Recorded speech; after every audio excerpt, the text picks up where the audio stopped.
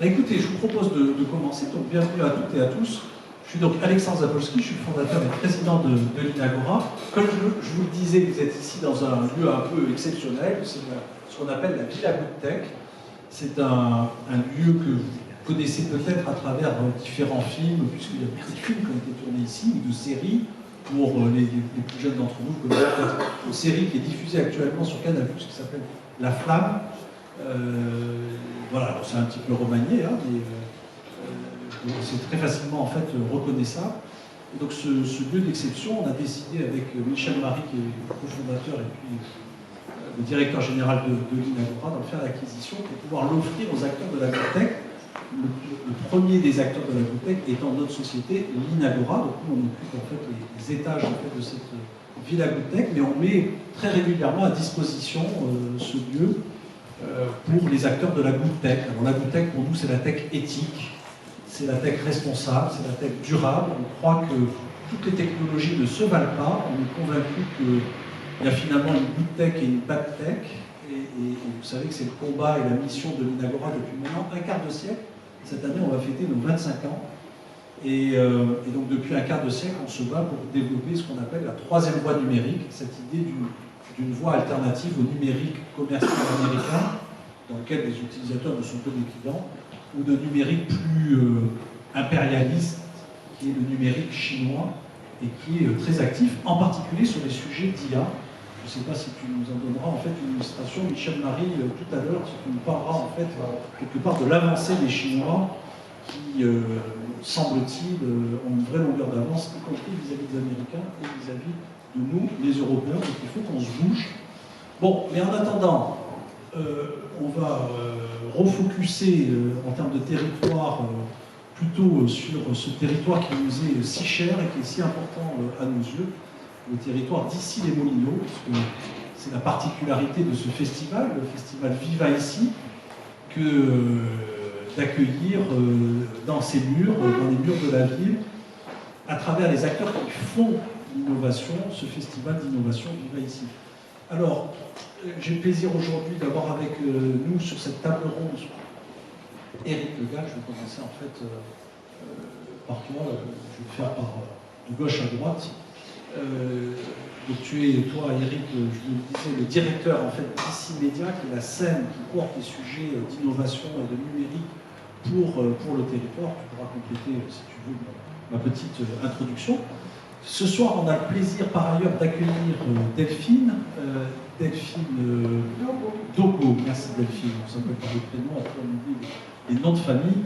Delphine Dogo, qui est enseignante-chercheur pas très loin d'ici, puisqu'elle est enseignante-chercheur juste à côté, dans cette fabuleuse université catholique d'Issy-les-Moulineaux, donc l'université catholique de Lille, puisque l'université catholique de Lille s'est installée dans le bateau, hein, ce bâtiment lui aussi remarquable.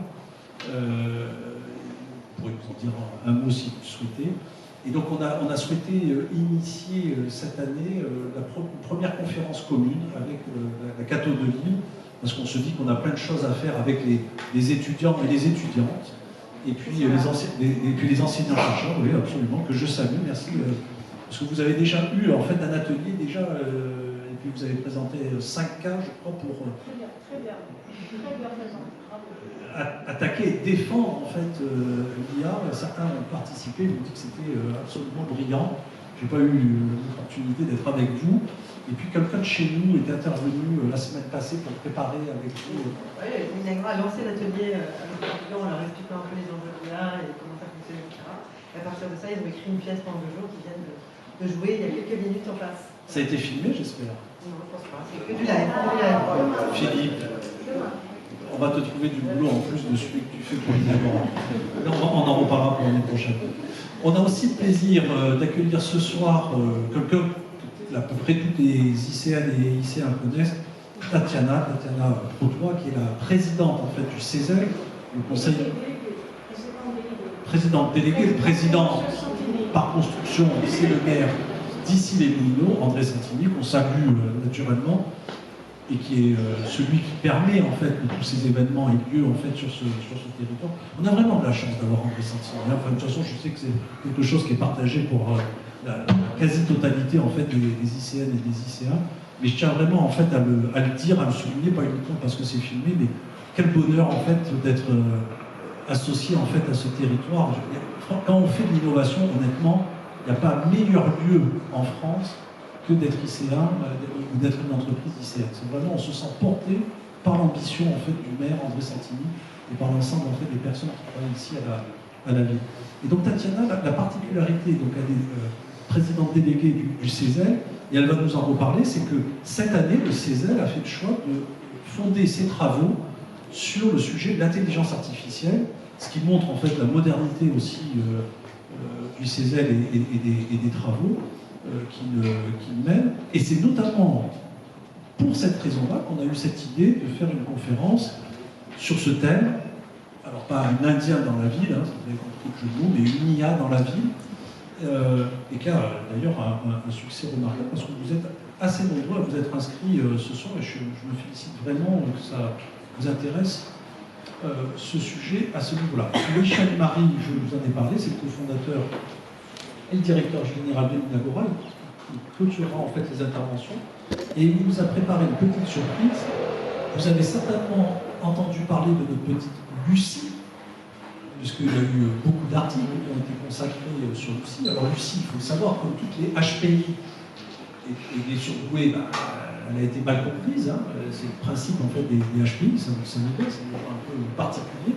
Mais vous allez voir que la particularité aussi des HPI, c'est que ce sont des gens qui apprennent vite. Et vous allez voir déjà le succès en fait et le progrès en fait de Lucie, à quel point tout ça est intéressant.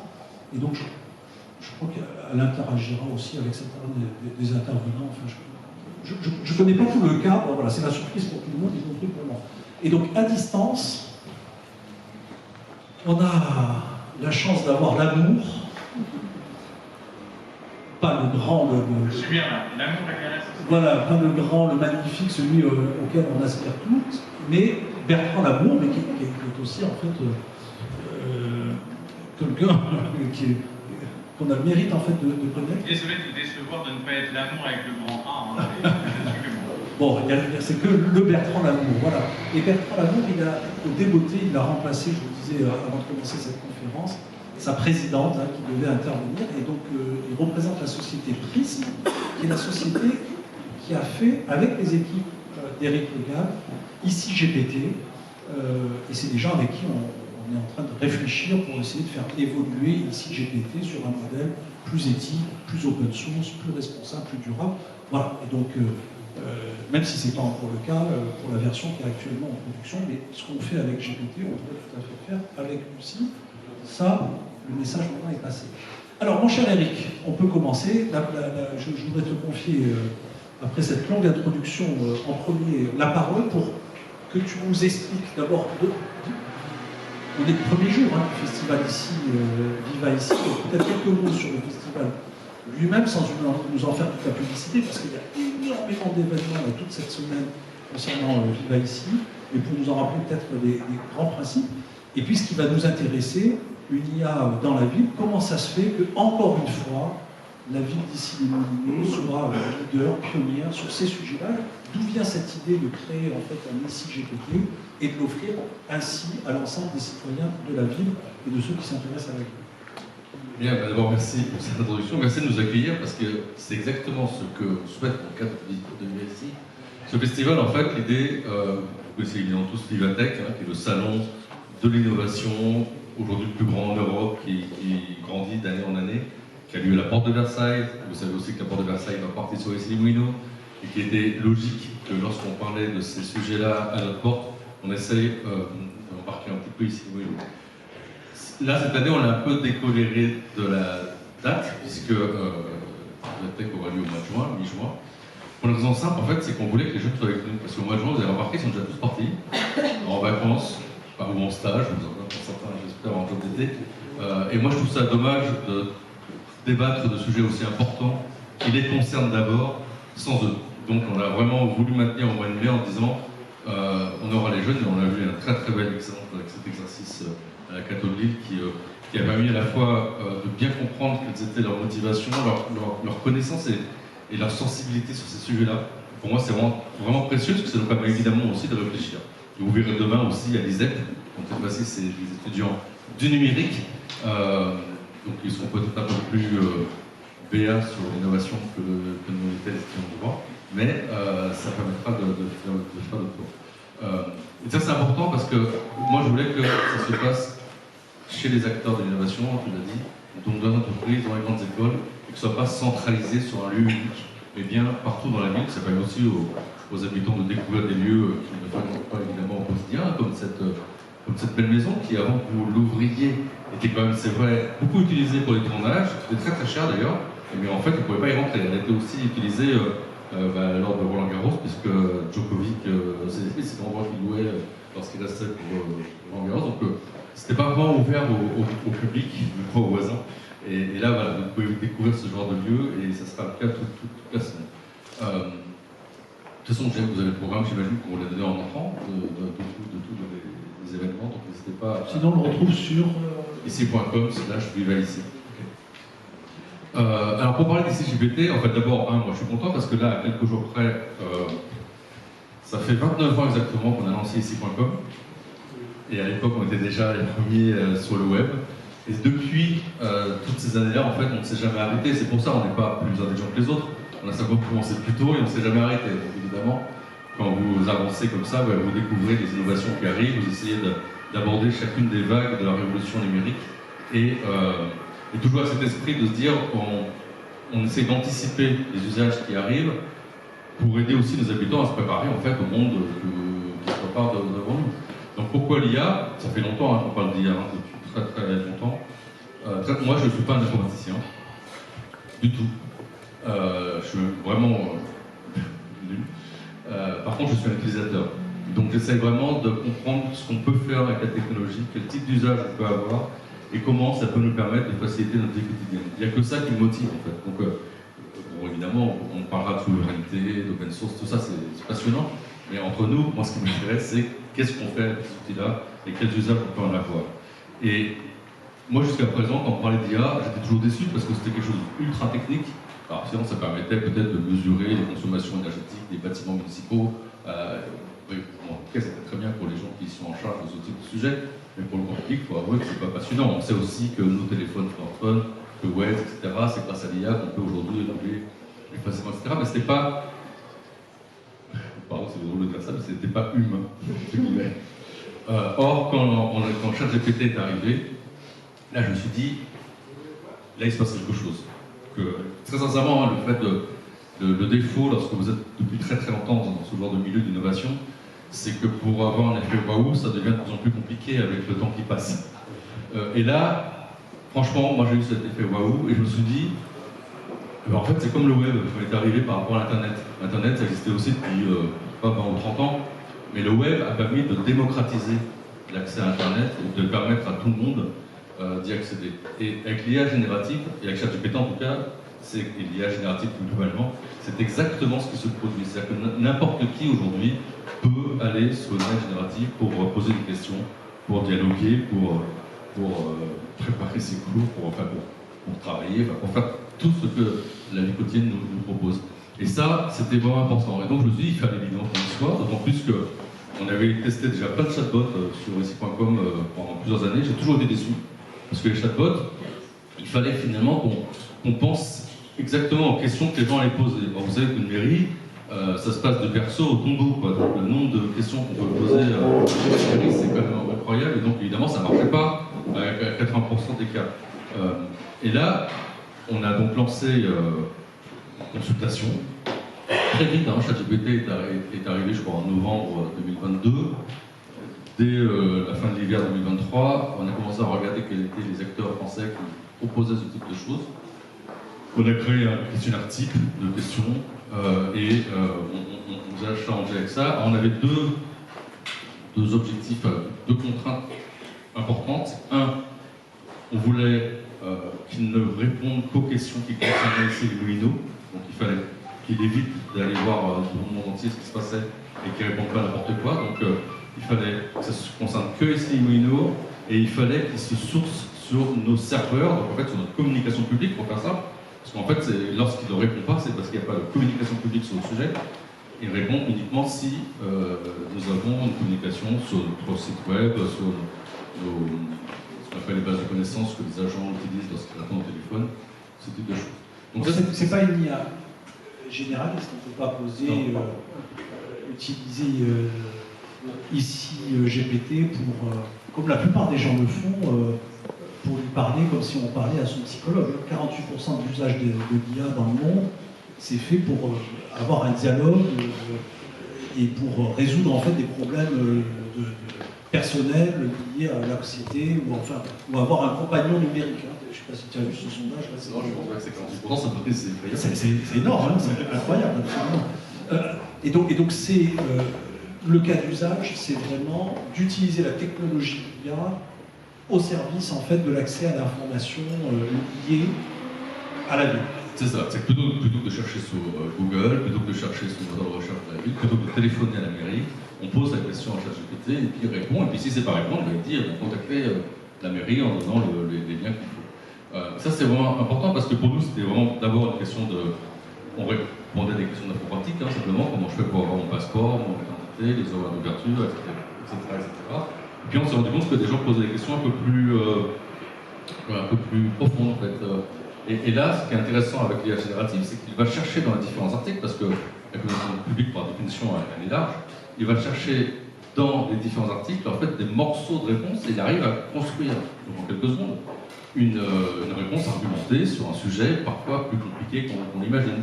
Je vais prendre un exemple très concret parce qu'elle concerne beaucoup les habitants des Sigounos, parce que ça fait longtemps qu'on en parle. Le prolongement de la route 12 du métro, il y a eu une question de dire bon bah alors c'est pour quand? C'est plus temps qu'on en parle. Donc sincèrement, je pense que s'il y avait eu un agent ou même moi au téléphone, on aurait eu un blanc pour essayer de comprendre comment on allait lui répondre. Et ben il a répondu parfaitement bien en disant bah, c'est inscrit par la région dans les études, etc. Mais en même temps, si ça aboutit, vous savez bien qu'il faudra quand même du temps et être patient parce que le temps de construire ce type de prolongement, ça prend du temps. Et ben moi, je vous ai vachement bien parce que c'était son raisonnement. Il était à la forme de pédagogie. Exactement. Il était pédagogique, il était transparent. Et voilà, franchement, je regarde les questions posées tous les matins avec mon café. Je regarde les réponses évidemment que propose l'activité. Et moi, je suis effaré par les réponses qu'il est capable d'apporter. Donc, franchement, c'est un vrai problème. Bon, on va revenir avec Bertrand de la façon dont c'est constitué, peut-être rentrer un peu plus dans la technique. Avant ça, je voulais poser quelques questions à l'audience. Bon, d'abord, qui utilise l'IA au quotidien? Attends, on va peut-être le faire différemment. Est-ce qu'il y a certaines personnes qui n'utilisent pas l'IA au quotidien? Ah oui, quand même, vous êtes quelques-uns à ne pas utiliser l'IA au quotidien. Encore. Mais enfin, on doit être 40-50, il y a 5-6 mains qui se lèvent. Donc c'est à peu près 10-11% qui... Enfin bon, vous êtes sur une conférence dédiée à l'IA aussi. Hein, donc il y a ce qu'on appelle un biais, hein, absolument. Le deuxième, c'est juste pour savoir un petit peu qui est ICN ou IC1 habitant d'ici. Ah non, pas tout le monde, parce qu'on a des invités, on a le plaisir d'avoir en fait des... Voilà. Et du Grand Paris, quand même, tout le monde, hein, c'est ça, a priori. Hein. Est-ce qu'il y a des gens qui ne sont pas du Grand Paris? Est-ce qu'on a fait venir des gens en dehors de notre Père des gens? Oh non, mais tu travailles ici les Moulineaux, alors c'est pas pour le plaisir. Tu travailles ici les Moulineaux et tu n'habites pas ici les Moulineaux? C'est ça. Ah, bon. C'est étonnant. Parce qu'il y a tout ici hein, pour réussir sa vie. Hein. Ça, c'est un bon slogan, ça.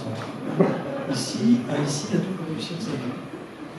Hein, ça correspond. Il y a tout, hein, il y a la campagne, il y a la ville. Bon, enfin, bon, il faut que j'arrête de faire de la pub ici. Je vais changer un peu l'ordre, parce que avant d'aller interroger Bertrand, merci pour ces précisions. Et on a tous en tête. Est-ce que juste avant de passer la parole à Tatiana, comme ça elle se prépare, parce que je voudrais entendre les utilisateurs et je voudrais en fait entendre les habitants d'ici les Moulineaux, un peu à la fois qu'est-ce qu'ils trouvent à cet outil-là, l'intérêt qu'ils ont en fait à se questionner sur ce sujet, est-ce qu'ils Par ailleurs, ils voient des limites, est-ce qu'ils ont des interrogations, des risques, on sait qu'il y a des risques en fait liés à l'usage de l'IA. Est-ce que toutes ces questions-là remontent en fait au CESEL? Et Tatiana, elle pourra s'exprimer à la fois comme lycéenne, puisqu'elle habite elle aussi sur l'île Saint-Germain, et puis comme présidente déléguée, c'est ça, présidente déléguée du CESEL. Mais avant ça, juste, combien de questions par jour? Parce que tu dis que tu lis tous les jours, ça donne... Non, je ne compte pas par jour, mais depuis qu'on a lancé ça, donc il y a 18 mois, on est à peu près à 20 000 questions. Ouais. Ah oui, donc c'est utilisé. Hein. Oui, tous les jours, il y en a plusieurs. Enfin, je ne compte pas combien il y en a, mais tous les jours, il y en a plusieurs. Alors, il y a des questions très simples, je parlais de l'identité ou gâteau, etc. Mais tous les jours, on va dire que des questions que je trouve intéressantes, à tel point que je me les garde dans mes slides pour les faire montrer, j'en ai au moins 5 par semaine. Quoi. Ah oui, d'accord. Bon, ça alimente tu nous repartageras des anecdotes. Prépare-les si tu veux bien. On passe à vous, Tatiana. Tatiana, voilà, on a envie de vous entendre sur, d'un point de vue de citoyenne, lycéenne que vous êtes, peut-être dans un premier temps, et puis en tant que président délégué du CESEL, peut-être nous rappeler aussi le CESEL, ses missions et... Voilà. Ça marche? Attends, je vais juste vérifier. Oui, voilà. Mais alors, il faut parler, il faut que vous mettiez les lèvres sur le micro. Oui, voilà, c'est ça. Ça marche? Oui. Je vais parler en tant que CESEL. Donc, CESEL, c'est le Conseil économique, social, environnemental, local, c'est-à-dire avec essentiellement ici les Moulineaux, qui comprend trois sections. Une section économie, une section sociale, une section environnementale. Vous avez ici le vice-président de la section environnementale. C'est M. Santini, le président, qui nous fixe la saisine pour les 5 années. C'était cette fois-ci le défi énergétique. Donc, ces 3 sections se sont regroupées et ont considéré qu'il y avait un sujet important. On a créé une 4e section sur l'intelligence artificielle. Alors là, je viens de voir que la table ronde, c'est une IA dans la ville. Alors, une IA, pourquoi pas? Nous, justement, ce que nous craignons, c'est pas une IA, c'est plusieurs IA.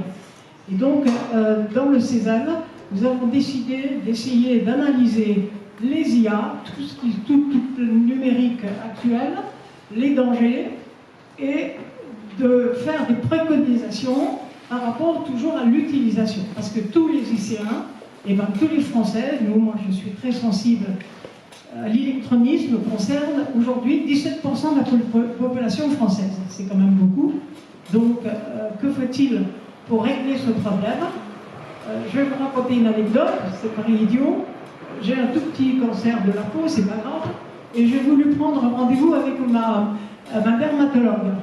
Alors on m'a répondu, non, il n'y a pas de rendez-vous par téléphone, adressez-vous directement uniquement Doctolib. Par principe, je vais changer de médecin. C'est inadmissible, tout le monde n'est pas apte à entrer dans l'informatique. Vous êtes jeune, mais actuellement, 15% des personnes âgées de 25 à 39 ans sont éloignées du numérique. Donc nous, le rôle du CESEL est d'étudier ce qui se fait et de tirer des sonnettes d'alarme par rapport au too much. C'est ce que nous pensons. Donc en dehors de l'électronisme, il y a quand même également, ça a été dit, les jeunes, j'ai trouvé que les 5 sujets, c'est dommage que tout le monde n'était pas là, les 5 sujets étudiés par ces jeunes de la Cato, fabuleux, c'est exactement les 5 problèmes que nous posons au CESEL. Et entre autres, il y a également l'empreinte carbone de cette ultra-utilisation du numérique. Donc, nous, ce que nous cherchons, ce que nous aimerions, c'est faire une analyse complète de toutes les IA qui sont utilisées dans notre ville. Nous comptons un petit peu sur, justement, Alexandre et puis Lina Gora pour faire cette étude et essayer de proposer Lucie ou autre chose pour regrouper. Parce que j'ai en plus un fils qui a créé une société de cybersécurité. Il m'a bien appris, j'ai bien compris, que plus il y avait d'actions numériques, plus il y avait de petites IA, plus toutes ces petites IA étaient ouvertes au piratage.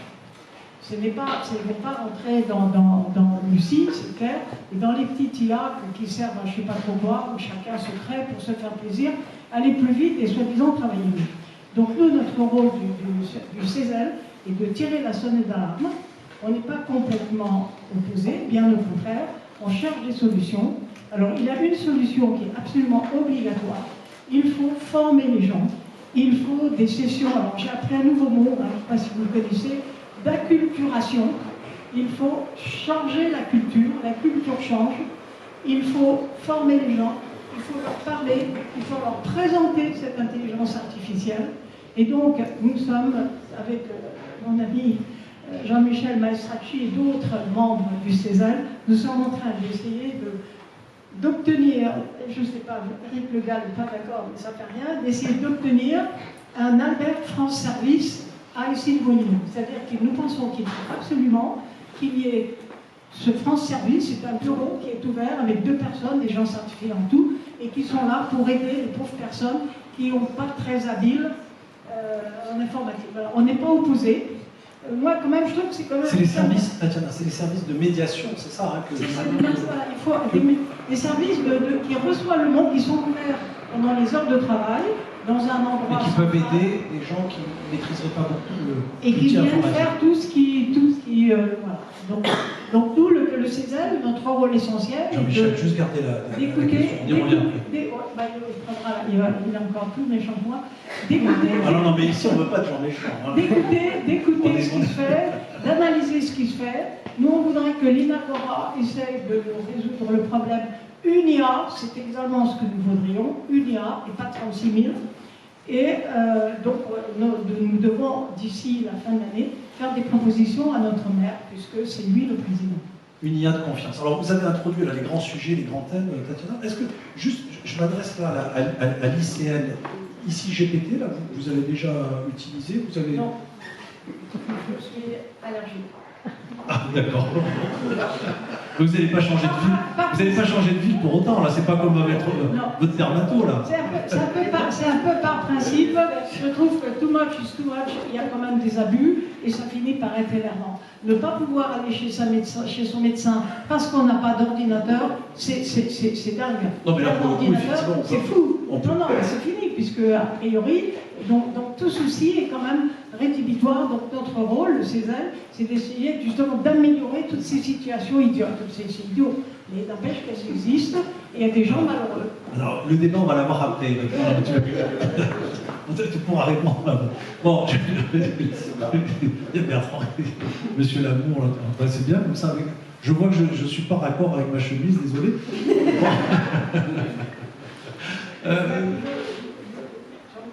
Non, mais attendez, il y aura une séance. Gardez votre question, Jean-Michel, si vous êtes d'accord, parce que j'ai promis qu'ils prenaient chacun la parole 5-6 minutes. C'est très bien comme ça, et puis après on va ouvrir pas les hostilités, mais le débat tout simplement dans la démocratie, et puis en particulier. Vous savez que ici les Moulineaux, c'est l'endroit où les grands sujets d'e-démocratie sont nés en France. Pendant des années, Éric Le Gall, ses équipes, avec la publication de Santini, organisaient un forum fantastique, c'est d'ailleurs là où on s'est connus, qui s'appelait le forum e-démocratie. On a lancé en fait des sujets qui deviennent aujourd'hui des sujets très concrets, très opérationnels. Aux États-Unis, vous savez qu'ils utilisent beaucoup le e-vote, les machines à voter, et à l'époque, on avait lancé l'appel d'ici les Moulineaux, où on expliquait qu'il faudrait avoir des machines open source pour pouvoir comprendre la façon dont ces machines fonctionnent et être sûr qu'il n'y ait pas de bug, qu'il n'y ait pas de système caché derrière. Et donc, il y a un mouvement de pression qui existe en fait aux États-Unis, qui a obtenu gain de cause, et donc toutes ces machines d'e-vote, elles vont en fait devenir à la fin open source. Et donc, on a parlé de ces sujets-là il y a 20 ans. Donc ici, on est vraiment, c'est le temps en fait de la démocratie. Alors bon, Monsieur Lamour, Bernard, en plus, Bertrand, excusez-moi. Voilà, d'abord, vous m'entendez bien. Est-ce qu'on vous entend bien? Alors attendez, non, on ne vous entend pas très bien. On va augmenter ce qui va bien. Est-ce que vous m'entendez mieux? Alors oui, ça y est, on est en train de vous entendre. Voilà, mais je parlais très fort, mais après ça va être problématique. Non, mais en fait, je comprends qu'il y a une sorte de boucle et que en fait, les équipes essaient de limiter l'effet Larsen entre mon micro et votre intervention. Bertrand, nous, ce qu'on aimerait bien savoir, donc, c'est présentez-nous rapidement, si vous voulez bien, le prisme, et puis dites-nous comment vous avez conçu en tant que tel ce ici GPT, c'est quel type de projet, quel type de technologie que vous utilisez, combien, je je ne sais pas combien ça va coûter, au moins en termes de temps, en termes de durée. Voilà, racontez-nous tout ça, si vous voulez bien. Bien sûr. Prism, nous sommes un éditeur de logiciels français et nous aidons des collectivités, mais aussi des entreprises, à déployer des projets intégrant l'IA générative. Et à ce titre, on discute beaucoup et on travaille beaucoup avec des collectivités territoriales, que ce soit des villes, des métropoles, des départements, des régions. Et je dois souligner le côté tête de... Est-ce que vous m'entendez? Parce que moi, je ne m'entends plus, mais par contre, je ne sais pas si vous m'entendez. Vous m'entendez parfaitement, super. Et je dois mettre en avant, ici, effectivement, était la première collectivité à avoir déployé un projet intégrant l'IA générative, notamment sous un volet chatbot, qui a été enrichi ensuite par un volet où on peut discuter en SMS, notamment pour les personnes qui sont loin du numérique, et on sait que c'est une partie de la population. Aujourd'hui, vous pouvez envoyer un SMS à un numéro dédié et converser avec les connaissances de la ville d'Issy-les-Moulineaux et donc obtenir des réponses très pragmatiques aux problématiques ou aux questions que vous pouvez avoir. Et à ce titre, nous, on le voit, énormément de collectivités suivent avec attention ce qui est fait par Issy-les-Moulineaux et qui est reconnu à la fois pour son volet innovant, mais pour son côté pragmatique. Jamais je n'ai entendu Eric vouloir faire des communications pour le sacro-saint innovation. Il voulait que ce soit des choses qui soient concrètes, ancrées dans le quotidien des personnes qui vivent au sein de la ville. Et c'est quelque chose que nous, on soutient beaucoup. C'est qu'à la fois, c'est une technologie qui change quand même beaucoup de choses, qui a commencé non pas par les techniques, mais qui a commencé par monsieur et madame tout le monde qui ont pu utiliser sur Internet à la fois ChatGPT, Lucie, mais aussi bien d'autres modèles. Et donc aujourd'hui, on voit qu'il y a eu cette première phase effectivement d'acculturation qui avait été évoquée et qui est importante par Tatiana. Ensuite, il y a eu les premiers projets qui ont été faits, notamment orientés vers la communication interne et la communication externe. Et donc, de type ici GPT, en fait, c'est simplement la capacité d'aller se connecter à des bases de connaissances. Ces bases de connaissances, ça peut être les sites internet ou le site internet de Issy-les-Moulineaux, comme ça pourrait être, si c'était une entreprise, un Drive ou un SharePoint ou des serveurs avec des fichiers, tout simplement. Ouais, et en fait, on va... Oui, pardon, Bertrand. Je disais, ou un Tweet Drive, parce qu'en fait, il n'y a pas que des produits propriétaires payants, commerciaux américains qui existent. Il y a aussi des très bonnes solutions open source. Tout à fait. Et au même titre, une grande partie et aussi des collectivités ont beaucoup d'informations qui sont stockées dans leurs propres serveurs, qui sont ce qu'on appelle on-prem, sur les serveurs directement de la mairie ou de la collectivité. Et donc on se connecte à ces bases de connaissances de manière sécurisée, et on vient transformer ces contenus, qui sont des contenus textuels, parfois avec des images, et on vient faire une transformation pour les transformer en vecteurs, donc en vecteurs informatiques, des vecteurs linguistiques, on va dire sémantiques, ce qui permet, quand quelqu'un va poser une question, d'aller faire une recherche sémantique. Ce que disait Eric tout à l'heure, l'information, elle n'est pas présente à un seul endroit, elle est peut-être présente dans plusieurs articles, peut-être qu'elle est présente aussi dans la base Open Data, des données qui sont mises à disposition et exposées de la ville d'Issy-les-Moulineaux. Et donc on vient récupérer les bonnes informations, et ensuite on vient envoyer ces éléments-là de manière cadrée à une IA générative, qui va générer une réponse qui est le fruit à la fois des contenus qu'on lui a fournis et des règles qu'on lui a fournies, des instructions qu'on lui a fournies par rapport à générer une réponse qui satisfasse aux besoins et aux attentes de la collectivité. Alors, et donc, Bertrand, ce type de projet est très intéressant. Bertrand, justement, il y a une des grandes questions que tout le monde a, j'imagine, c'est que donc, tout le monde comprend bien que les sources des données de ici GPT, ce sont ces bases de données diverses et variées de la ville. Et on comprend que finalement ces données alimentent une IA générative, en l'occurrence. Donc c'est ChatGPT, c'est ça? Je ne me trompe pas? Pas seulement, ça il faut répondre. D'accord. Pas seulement ChatGPT, d'accord. Quelle garantie les utilisateurs ont que les données qui sont éventuellement envoyées à ces IA génératives vont subir un traitement conforme à la réglementation européenne, c'est-à-dire avoir l'assurance que la question que je pose, eh ben, finalement, elle n'est pas tracée, je ne viens pas alimenter ChatGPT ou une autre IA générative au risque qu'à un moment donné, on associe que, je ne sais pas, Alexandre Zapolsky fait des recherches sur, j'en sais rien, la pêche du sieur, et qu'à un moment donné, ChatGPT passe un accord avec l'État français pour venir chercher tous les pêcheurs illégaux de sieur et qu'on vienne me mettre en prison parce que je suis un pêcheur de sieur non déclaré depuis mon canton à la ville d'ici. Bon, alors, ce qui est valable pour le pêcheur de sieur. J'espère que nous n'en sommes pas au point de vous mettre en prison pour avoir pêché un sieur. Mais c'est un autre sujet. Oh, non, mais la question ouvrons de les choses. Non, enfin, bon, c'est un autre sujet. Alors, Bertrand, vous gardez vos questions. Pour l'instant, c'est moi qui ai le micro. Ah non. Je suis très sévère sur l'organisation. Allez-y, Bertrand. Une question très importante. Merci. La première chose, c'est que, encore une fois, ce qui est envoyé, c'est pas envoyé à n'importe qui. Il y a OpenAI qui développe donc les modèles, notamment ChatGPT, ou même titre qu'il y a d'autres, Google, Amazon, Inagora bien sûr, Mistral qui est français, qui développe des modèles.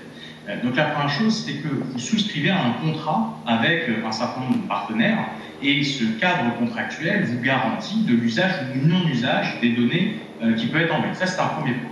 Le deuxième, et qui est très important, c'est la question de l'anonymisation.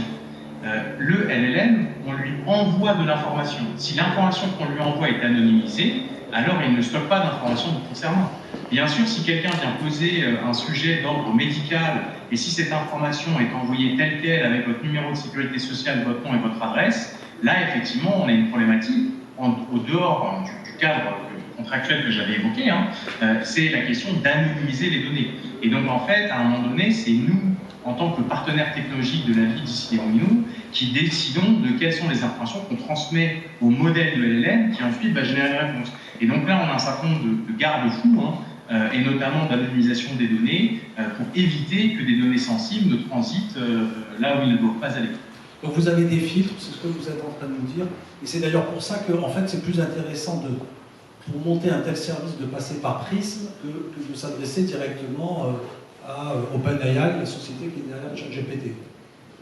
Exactement. Indépendant du fait qu'on fournit la solution de technologie qui permet d'administrer, de gouverner, de garantir la sécurité des données à une ville comme Issy-les-Moulineaux, tout ça étant pré-embarqué dans la solution, on offre une solution qui est clé en main, qui est multi-LLM, c'est-à-dire que nous, aujourd'hui, on a l'Inagora qui est présent, on a Microsoft aussi qui est présent à Issy-les-Moulineaux, et donc en fait, les acteurs autour du sujet d'IA sont nombreux, et donc un acteur comme Issy-les-Moulineaux peut choisir s'ils veulent mettre Lucie, s'ils veulent mettre Mistral, s'ils veulent mettre du Azure GPT potentiellement via Microsoft. On peut d'ailleurs décider de laisser ou non à l'administrer le choix de son modèle. Donc encore une fois, tout ça, ce sont des choix de paramétrage qui sont offerts par notre solution, dans une logique, encore une fois, de ne pas brider l'innovation, par contre d'être à la fois dans un sujet de gouvernance et de sécurité qui est clé, évidemment, et tout ça de manière pragmatique, au service, encore une fois, de l'innovation et de l'ambition de la ville pour servir les services publics de demain. Et d'aujourd'hui, dans le cas d'Issy-les-Moulineaux, mais on aspire à faire plus. C'est une bonne transition, merci Bertrand. Je pense que vous avez été très clair sur la valeur ajoutée de ce qu'offre Prism et des raisons pour lesquelles la ville a décidé de travailler avec vous. Et donc, pour information, je vous confirme que ce soir, on a un certain nombre de spécialistes en fait, du numérique, de villes sœurs, de villes limitrophes en fait, à Issy-les-Moulineaux, parce que vous êtes de Boulogne, c'est ça, monsieur ? De Vanves, excusez-moi. Il y a Boulogne aussi qui devait être présent. Voilà, vous êtes en fait un certain nombre. Il y en a d'autres en fait. Ruelle Malmé, oui. Meudon. Hein ? Boulogne aussi. D'accord. Gagny, c'est dans le 93. Oh, ben on accepte aussi. Vous êtes les bienvenus. Limitrophe, c'est pas tout à fait limitrophe, mais ça fait partie de la grande famille du Grand Paris. Il n'y a personne de Ruelle Malmaison là ? Non. Ah ben oui, j'avais invité en fait, bien sûr, des services de la... Parce que moi, je suis comme le collaborateur d'Éric, en fait. Je travaille à Issy-les-Moulineaux, mais je ne vis pas à Issy-les-Moulineaux. Quelle erreur, hein. Je serais en fait plus heureux si je vivais en fait à Issy-les-Moulineaux, j'en suis sûr. Bon, on a commencé à aborder les sujets de droit, Delphine. Alors, le droit, c'est l'une des spécialités de la Catholique. C'est l'une des grandes écoles en fait, de formation de de juristes et d'avocats de Catholique. C'est la particularité par ailleurs de... peut-être l'une des particularités, mais pas seulement, hein, parce que vous n'enseignez pas que le droit à côté. Ah, que le droit, si, alors c'est bien.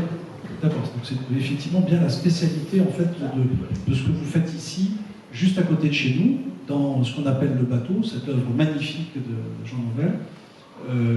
Et donc, un peu comme nous on l'a fait, mais à plus petite échelle avec la ville d'Acoutec, vous, la catholique, vous avez décidé de vous emparer en fait de ce territoire icéen et puis de réinventer en fait ce lieu absolument magnifique, ce bâtiment absolument magnifique. Et vous êtes venu vous installer là en début de... C'est votre première année d'exercice, hein? Ça fait 10 ans que la faculté de droit de l'Université catholique était à ici les Moulineaux. On était dans les hauts ici, près du fort, et on vient de déménager. Ouais, mais c'est pas le vrai ici, là. Exactement le même métier. Et nous avons gagné en grade. C'est limitrophe. Et en plaisir de venir. Voilà. Et donc, on était très très bien dans les hauts d'ici, mais on est encore mieux. Sur l'île Saint-Germain. Ah ouais, c'est le cœur d'ici Moulineaux. Voilà. Et effectivement, on est faculté de droit, on forme des juristes. Vous avez effectivement évoqué des questions juridiques, notamment souvent la question juridique sur le numérique, elle est abordée par cette question des données, hein, c'est souvent le point d'entrée. Mais la manière dont, en tout cas, on essaie de former les juristes sur le numérique, c'est vraiment une des forces qu'on a sur ce campus à Paris, c'est vraiment d'avoir un point d'ancrage de tout l'exercice de la faculté sur le numérique, en raison évidemment du bassin lycéen et de manière générale de la région parisienne. Voilà, un des grands points d'intérêt de la faculté, c'est le numérique depuis longtemps, l'innovation pédagogique. Et c'est combien d'étudiants, pour avoir une idée? Il y a 3000 étudiants à Lille et 1000 à Paris. Quand vous dites Paris, c'est ici? Les Moulineaux, pardon. Et donc, en tout, voilà, une faculté en croissance, hein, de quelques milliers d'étudiants, mais ça, c'est que la faculté de droit. Hein. L'Université de Lille est bien sûr beaucoup plus grande et évidemment inclut de nombreuses écoles en dehors de la faculté de droit avec lesquelles on collabore, mais qui n'ont pas la chance d'être avec nous au vaisseau. Ils sont très jaloux. Oui, j'appelle ça le bateau, mais on l'appelle aussi le bateau, le vaisseau, absolument. Alors, droit, numérique et IA. Oui, alors effectivement, je trouve que le débat a bien lancé dans cette direction. C'est dans le fond, on aborde, en tout cas, on convoque souvent les juristes pour leur parler de données. Et ce que vous avez montré, c'est que dans le fond, les questions de gouvernance, elles se passent à chaque endroit et qu'il y a plein de questions qui se posent sur quelle IA, comment faire l'IA, qui on inclut, qui on exclut, comment on la gouverne, est-ce qu'elle pose des questions de sécurité, est-ce qu'elle pose des questions de données, bien sûr, mais comment chacun la vit et comment est-ce qu'elle fait société en fait. Comment est-ce que l'IA, ça fait, maintenant on peut le sentir tous, ça fait société, le digital le faisait déjà depuis un bout de temps, et vous savez plus que nous. Et donc le rôle des juristes, là, il est aussi convoqué pour penser ça, pour penser la manière dont on pense ces nouvelles sociétés qui ont cette nouvelle, voilà, ce nouveau câblage, hein, cette nouvelle expérience de vie qui est celle qui est apportée par l'IA, et on y réfléchit de manière très enthousiaste, mais aussi évidemment critique, de savoir quels sont les usages possibles. Et ce qu'on montre dans cette conversation, c'est qu'évidemment, il y a plein d'usages possibles. Et ce que je trouve intéressant dans cette conversation, c'est aussi de montrer que l'IA, ou le digital en général, c'est pas un sujet que technique. C'est aussi un sujet juridique, c'est aussi un sujet social, c'est un sujet politique, c'est un sujet vraiment de société. Et donc, tout le monde s'en parle, on n'est pas obligé d'en parler comme un ingénieur, on peut en parler aussi comme un citoyen, comme un juriste, comme un philosophe. Et que c'est ça qui est intéressant et passionnant dans cette conversation. C'est que, voilà, chacun à sa place, et les juristes, si on en parle, voilà, de manière... assez. Voilà, on a vu les étudiants. Faites-nous le lien, parce qu'une des raisons pour lesquelles on vous a invité, c'était effectivement d'avoir ce regard croisé sur ce sujet de l'IA et du droit entre nos équipes inagorales et vous en tant qu'enseignante chercheuse. Et donc il y a eu cette pièce de théâtre dont Tatiana parlait, parce que donc, juste avant la Catholique, là, si vous redonnez en fait le contexte, hein, les étudiants, dont certains sont là, ont monté en fait une pièce de théâtre pour mettre en accusation finalement l'IA sur 5 sujets, sur 5 cas. Et donc bien sûr, certains défendaient la thèse et certains défendaient l'antithèse. C'est le principe en fait d'un procès en fait au sens classique. Alors c'est quoi? C'est les 5 grands sujets qui ont été abordés et finalement, est-ce qu'il y a eu un jury qui a voté à la fin et qui a donné raison à une des 2 parties? On laisse les réponses ouvertes, tout le monde a pu s'exprimer par le vote dans le public, mais on n'a pas dépouillé les votes. On est venu ici plutôt pour discuter. Mais effectivement, alors les grands sujets, ils sont là, hein, ils peuvent aborder et nous expliquer comment ils sont arrivés là. La conversation a commencé avec l'Ignagora, parce que l'Ignagora est venu leur présenter l'IA, les enjeux de l'IA, vraiment leur faire une petite introduction plus technique peut-être, mais c'est qui a fait ça chez nous là? Ah, c'est Lydia? Non. Lydia, qui a rejoint en Polytechnique.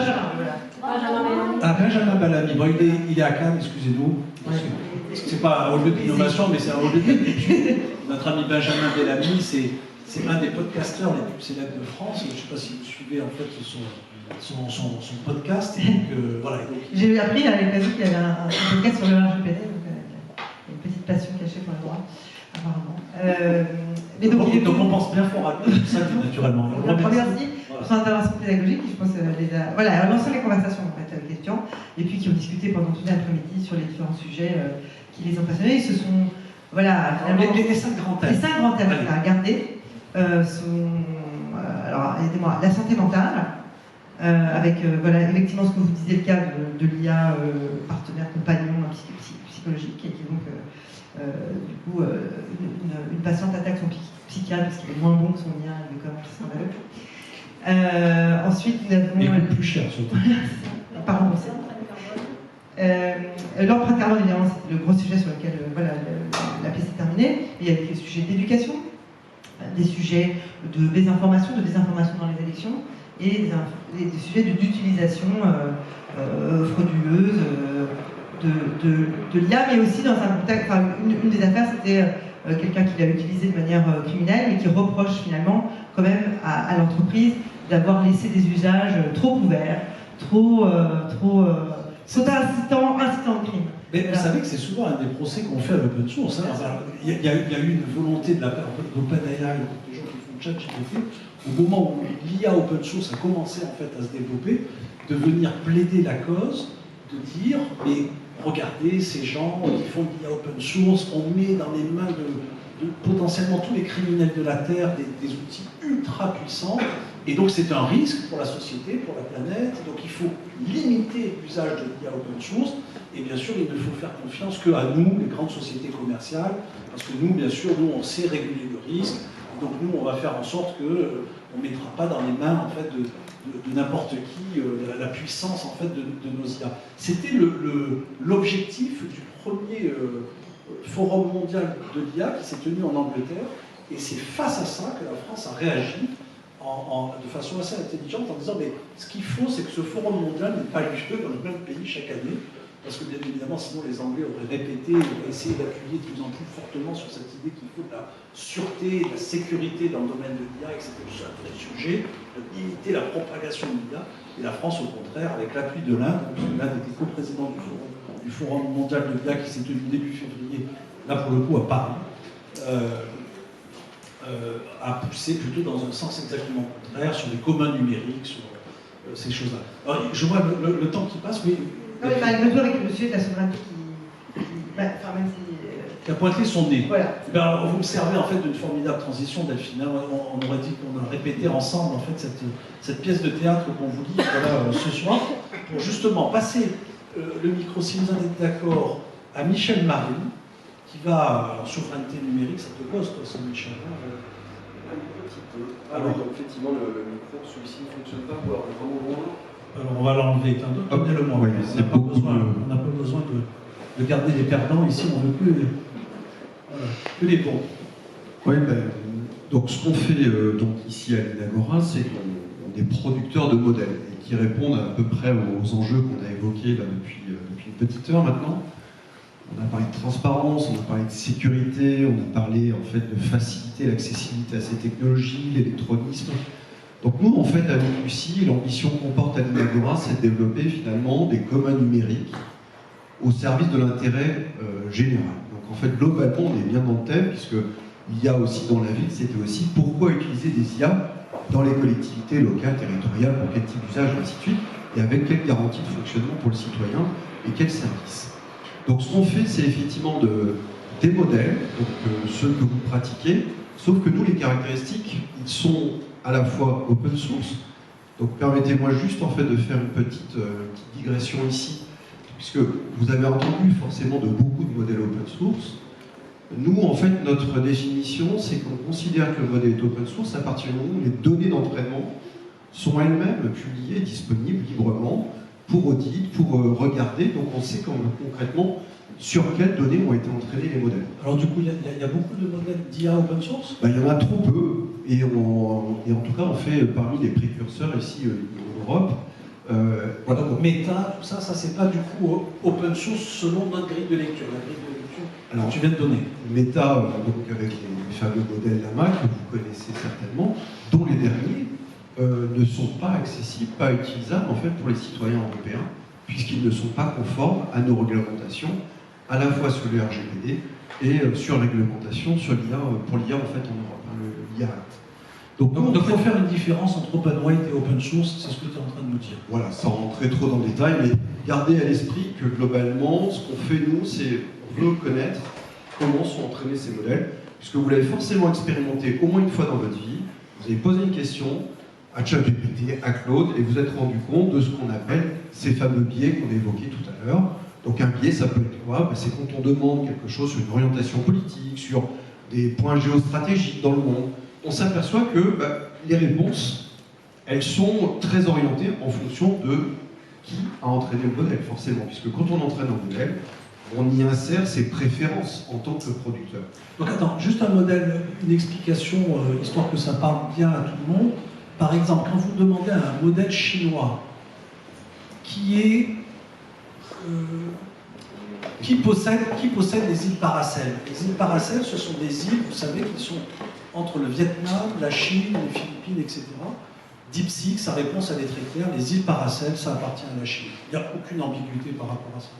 Et naturellement, il y a un débat très très important. Si vous demandez à un grand nombre d'IA américaines, ils vont vous dire il y a une dispute, mais ça appartient quand même plutôt aux Chinois. Et puis si vous demandez à Lucie, elle va vous présenter le cas, elle va vous expliquer que à l'origine, ces îles, elles appartenaient au Vietnam, que les Chinois sont venus, et ils les contestent, qu'ils essaient de bâtir en fait sur ces îles-là pour se les approprier. Bref, vous avez en fait l'ensemble de l'explication de la difficulté. Faites le même exercice sur le Sahara occidental, par exemple. Vous avez une partie en fait des IA qui vont vous dire l'IA occidentale, bien évidemment, elle est algérienne, et puis d'autres, elle est marocaine. Et ainsi de suite. Donc, pas besoin de partir très loin. La place, en fait. La Tour Eiffel, ne serait-ce que la Tour Eiffel ou la Joconde, vous allez voir que c'est. Il n'y a pas besoin de partir très loin. Est-ce que la Tour Eiffel est française, c'est ça? Non, à qui elle appartient? Les Américains, ah oui, si vous demandez, oui. Ils vont vous dire que c'est Trump le propriétaire. Mais ça, c'est dans quelques années. Mais on va se battre quand même. Alors attendez, on laisse la parole à Michel et il va nous présenter Lucie. Voilà, et donc l'autre aspect, c'est effectivement, nous, on est assez sensible sur la accessibilité. Donc ce que tu disais, Eric, à mon avis, en fait, tout à l'heure, ce que rappelait Bertrand, donc le fait de pouvoir interroger par d'autres moyens, parce que moi, je suis extrêmement sensible, Tatiana, à ce que vous avez dit. Donc il faut qu'on développe des interfaces qui permettent à n'importe qui n'est pas spécialiste de ces technologies de pouvoir interagir. Et concrètement, ce que l'on fait de Modèle Agora, c'est qu'on mixe ces modèles avec des interfaces à la voix qui nous semblent être la plus naturelle pour interagir. Donc je vous propose, donc là c'est là où forcément ça va forcément fonctionner. Donc je vais vous lancer Lucie, puis je vais avoir une petite interaction avec elle, pour vous montrer à la fois peut-être la pertinence en fait des réponses qu'elle peut avoir sur certains sujets, et puis aussi cette interaction à la voix. Donc il faut juste que je fasse attention sur les micros. Il faut que je m'éloigne, c'est ça? Ouais, peut-être. De l'écran, je pense que c'est bon. Non, ça va être juste vraiment à l'oral, hein, puisque en fait, le mieux, ça serait qu'on puisse converser avec elle, comme nous le faisons entre nous. J'espérais qu'on allait là. Excusez-moi. Est-ce qu'on va aussi revenir sur je suis lycéen en fait, avant tout, pour ça, sur le chat GPT lycée Ligny. Oui, il y a une petite séance de questions-réponses. On y viendra après. Alors, je lance. Salut Michel-Marie, comment vas-tu? Je vais très bien. Est-ce que tu peux me rappeler où est-ce que nous sommes ce soir? Bien sûr Michel-Marie. Nous sommes à la Villa Goodtech, le siège de l'Inagora, à Issy-les-Moulineaux, pour la table ronde Une IA dans les secondes. Venez au bas de la ville. dans le cadre du festival Viva Ici. Y a-t-il autre chose que vous aimeriez savoir sur l'événement de ce soir? Non, ça va aller, je te remercie. Peux-tu me rappeler en fait qui sont les participants à cette table ronde, s'il te plaît? Avec plaisir. Nous avons Tatiana Protoi, présidente déléguée du CCL, Delphine Dogo, enseignante-chercheuse à la faculté de droit de l'Université catholique de Lille, Bertrand Lamour de Prisme.ai, Éric Légal, directeur général d'ICI Média, vous-même en tant que directeur général de l'Inagora, et Alexandre Zapolski, président de l'Inagora. Est-ce que vous souhaitez des informations supplémentaires sur l'un d'entre eux? Alors, avant de leur poser une petite question, je voudrais juste que tu m'expliques en fait ce qui fait la différence de Lucie avec les autres modèles de langage. Lucie se distingue par son approche 100% open source. Cela signifie que ses données d'entraînement sont publiques, ses algorithmes transparents et qu'elle peut être hébergée de manière souverainement. Contrairement au modèle propriétaire, Lucie offre transparence, vérifiabilité et la possibilité d'être adaptée localement. Est-ce que cette explication vous convient ou souhaitez-vous plus de détails sur un aspect particulier? Bon, c'est très bien. Juste Alexandre parlait tout à l'heure, il y a 48% des gens qui utilisent l'IA pour en faire son ami. Qu'est-ce que tu en penses? L'IA peut apporter un soutien et une compagnie, mais il est important de garder à l'esprit qu'elle ne remplace pas les relations humaines réelles. Cela soulève des questions sur la nature de nos interactions avec la technologie et sur ce que nous recherchons dans ces échanges. Qu'est-ce qui vous interpelle particulièrement dans ce chiffre? Non, rien de particulier. Je voulais en fait, tu sais que Tatiana, elle est très réservée sur l'utilisation du numérique, en tout cas dans son quotidien. En tant que présidente déléguée en fait du CESEL, que tu connais, hein, rappelle-moi ce que c'est le CESEL. Le CESEL, ou Conseil économique, social et environnemental local, est une instance consultative qui éclaire la municipalité d'Issy-les-Moulineaux. Depuis 2015, il a pour mission d'étudier et de... Donc je vais t'interrompre, voilà, merci. Donc, quelle question on pourrait poser à Tatiana par rapport à l'utilisation, à l'usage de l'IA, en fait, finalement, dans la collectivité d'Issy-les-Moulineaux? On pourrait lui demander comment le CESEL envisage d'intégrer les enjeux de l'IA dans ses recommandations à la municipalité. Ou encore, quelles sont, selon elle, les priorités pour que l'IA profite réellement aux habitants d'Issy-les-Moulineaux en tenant compte des préoccupations des citoyens. Cela vous semble pertinent? Bon, a priori, elle acquiesce. On ne va pas prendre sa réponse tout de suite. Et juste, je voudrais que, pour terminer, pour Éric Legal, tu sais, qui s'occupe du numérique à la ville, quelles recommandations on pourrait lui faire sur les usages qu'on pourrait déployer finalement au service des collectivités? Pour Éric Légal, on pourrait suggérer d'explorer des solutions d'IA qui améliorent l'accès aux services publics, comme des chatbots citoyens pour répondre aux questions fréquentes ou des outils d'analyse des données pour mieux comprendre les besoins des habitants. On pourrait aussi recommander de mettre l'accent sur la transparence et l'éthique dans le développement de ces outils afin de garantir la confiance des citoyens. Qu'en pensez-vous? C'est très bien. Et juste pour terminer, parce que tu n'as pas complètement répondu à ce que je souhaitais, mais on va y arriver. Et pour les services de la ville, qu'est-ce qu'on pourrait mettre en place comme service numérique pour tout simplement améliorer en fait, le service qu'elle rend à ses citoyens? Pour améliorer les services de la ville grâce au numérique, on pourrait envisager des plateformes en ligne pour faciliter les démarches administratives, des applications mobiles pour signaler les problèmes sur l'espace public ou encore des systèmes de recommandation personnalisés pour informer les citoyens des événements et services pertinents en fonction de leurs besoins. Est-ce que cela répond mieux à votre question? Oui, je pense que c'est bon pour ce soir. Je te remercie, Lucie. Avec plaisir, Michel Marie. N'hésitez pas si vous avez d'autres questions plus tard. Merci. Il faut qu'on l'achète. De rien. Bon, Eric, bravo, faut l'acheter, Lucie.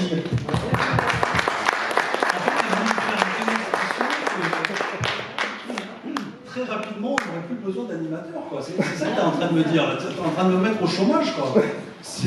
En tout cas, ce qui est sûr, c'est que assez facilement, je voulais revenir sur ce que disait Bertrand, qui est aussi Eric. Bon là, en fait, vous avez vu, et puis je voulais aussi tordre un peu le cou de ce qui s'est passé au mois de janvier avec notre HPI. Donc vous voyez, en fait, là, c'est le même modèle que vous avez connu en fait, au mois de janvier. Elle bégaye un peu quand même. Hein. Elle bégaye un tout petit peu, c'est sur les temps de latence, ça peut arriver, donc ça, on est en train d'améliorer cette partie-là. Et là, en fait, tout simplement, comme le rappelait Eric tout à l'heure, c'est qu'on lui a donné en fait un contexte. Donc bien entendu, je lui ai donné les informations qui concernaient notre événement de ce soir, mais on voit assez vite ce que rappelait Eric tout à l'heure, c'est-à-dire que même si on dérive sur un sujet pour lequel elle n'a pas été programmée, on a parfois en fait des réponses qui sont tout à fait satisfaisantes. Je réagissais sur les 48%. Je trouvais que sa réponse était aussi pertinente. Voilà. Donc voilà. Oui, c'était pas programmé. Alors attendez, quand même, on va vous dire les choses. Hein. Il n'y a pas quelqu'un qui s'appelle Lucie au bout d'un téléphone et qui répond. Donc on est vraiment. On pourrait venir et challenger Michel Marie. S'il y a des gens plus techniques dans la salle, voilà, on peut faire une session après ou encore demain ou plus tard. Bon, tu avais terminé ton propos, je pense que c'est pas mal. Allez, sur la place aux questions. Alors attends, avant de donner le micro à l'audience, je vais donner ça d'ailleurs à Claire, tu veux bien nous aider à distribuer le micro? Ça ne te dérange pas? Ah, il fonctionne le niveau, bon, alors on en aura en fait un second. Mais, il y avait Eric qui voulait en fait réagir sur ce que avait dit Tatiana, me semble-t-il. Oui, juste d'abord pour dire que j'étais tout à fait d'accord avec elle. Il faut absolument qu'il y ait le maximum de possibilités d'accéder au service, quel que soit le canal. D'ailleurs, moi, c'est exactement l'inverse. C'est-à-dire que si le docteur n'est pas sur Doctolib, je ne vais pas. Mais en revanche, il faut effectivement proposer ça. Et d'ailleurs, c'est ce qu'on fait en mairie. Je rappelle quand même que depuis le début, tous les services numériques que nous avons mis en œuvre, à chaque fois, on a veillé à ce que ce soit multicanal et que tout le monde puisse accéder au même service, quel que soit le canal qu'il souhaite utiliser. C'est vraiment important. Et d'ailleurs, voilà, je vous le dis en première du coup, et j'espère que ça marchera, mais pour Vivatech, nous allons sortir une nouvelle version d'ICGPT qui sera accessible par téléphone. C'est-à-dire, en fait, ce que vous venez d'entendre là, vous pourrez le faire en appelant un numéro de téléphone, en posant votre question comme il vient de le faire, et normalement, ICGPT sera capable de vous répondre oralement de la même manière qu'il le ferait sur le site internet. Donc, on est vraiment dans cette logique omnicanal, comme on dit. T'as signé le bon de commande alors? J'ai signé. Non, je ne dis pas. C'est ça, il faut demander à Chris en fait. Sur l'amour. Et juste un point aussi, c'est important de. Donc on est évidemment conscient de tous les enjeux, des défis, des menaces de l'intelligence artificielle. Nous sommes plutôt du genre optimiste. On croit au contraire que la technologie est souvent la solution aux problèmes que nous vivons aujourd'hui. Et d'ailleurs, vous pouvez le regarder sur le site de sautdigital.fr. Je vous rappelle que sautdigital.fr, c'est l'agence numérique de Grand Paris Seine-Ouest, où on essaye de relier toute l'innovation qu'il y a sur notre territoire, de toutes les communes de Grand Paris Seine-Ouest. Et l'un des derniers articles qu'on a publié en fin de semaine dernière, je crois, c'était justement Microsoft, qui annonçait avoir développé une nouvelle techno. Alors, je connais rien en techno, comme je vous l'ai dit, mais en tout cas, ce que j'ai compris, c'est qu'elle permettait d'être beaucoup plus sobre en énergie pour faire appel à l'IA que nous avons aujourd'hui. C'est-à-dire que déjà aujourd'hui, ils sont bien en train de travailler pour améliorer ces dispositifs-là, et c'est vraiment un point qu'il faut vraiment avoir en tête. Non, mais c'est une start-up qui fait aussi des choses bien, Microsoft. Il n'y a pas que nous qui innovons et tirons le leadership d'innovation sur le territoire. Donc on les aime bien, nos camarades de Microsoft. On laisse la parole aussi à la salle, ça vous va? Merci Eric d'avoir apporté ces précisions. Claire, il y avait Jean-Michel qui voulait intervenir en premier. Il y aura aussi des questions. Merci à tous, à toutes et à tous. Alors, le jeu, c'est présentez-vous, s'il vous plaît. Je suis donc responsable